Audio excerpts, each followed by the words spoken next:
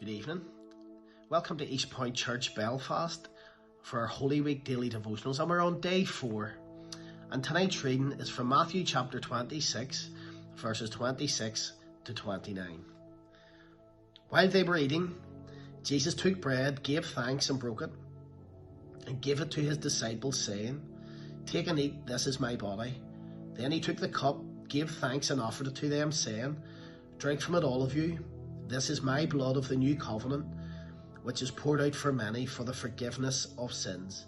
I tell you, I will not drink of this fruit of the vine from now on until that day when I drink it anew with you in my Father's kingdom." You know, this was the last earthly meal that Jesus would have with his disciples. It was the Jewish tradition for Passover, and the table was set.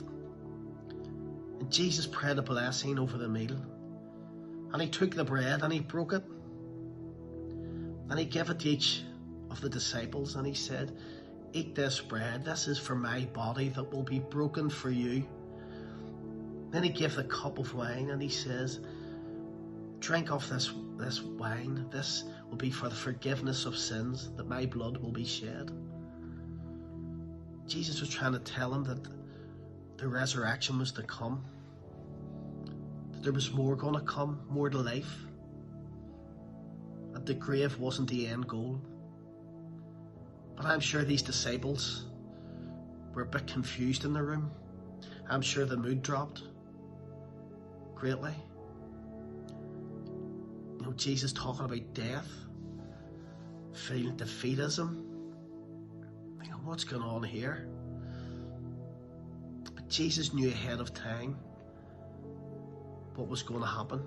He knew that one of his close friends would betray him for a few quid, and another one, Peter, whom he called the Rock, who confided in quite a lot, he would deny him.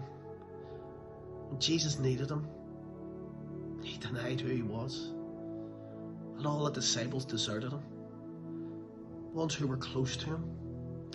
But in spite of all this going on, Jesus was telling them about a hope and a future still in place for them. What a season we're having at the moment. Who could have predicted what's going on at the moment? We're all self-isolated. We're distanced from one another. We're in some way imprisoned. We don't know what's going on at the moment. We're locked down, we're restricted to many things that we need to do or could do.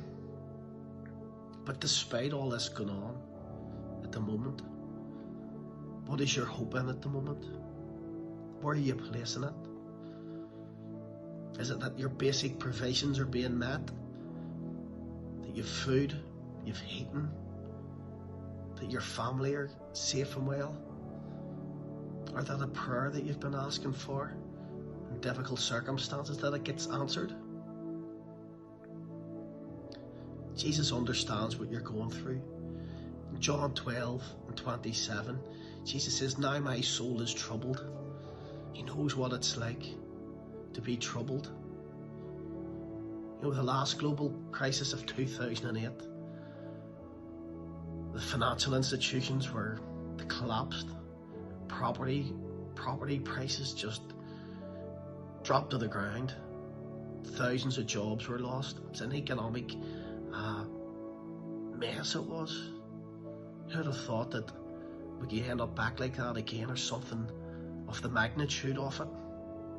Personally for me, 2008, my wife was expecting our 3rd child. I wasn't working. I was emotionally and spiritually bankrupt. I had a lovely wife and children. I knew I had good stability there at the family home. But I just had nothing else to cling my hope onto. But thank God today that while working through this crisis, that Jesus is with me in everything I have, everything I do. I look to him for everything. Jeremiah 29:11. For I know the plans God has for you. Plans to prosper you, not to harm you, but to give you a hope and a future. Rest in the Lord and His preparation and timing. He has a hope and a future for you. He has a hope and future for you and me. Psalm 121 verses 1 and 2. I lift up my eyes to the mountains. Where does my help come from? My help comes from the Lord, the maker of heaven and earth. Are you placing all your hope in Him at the moment? God bless you.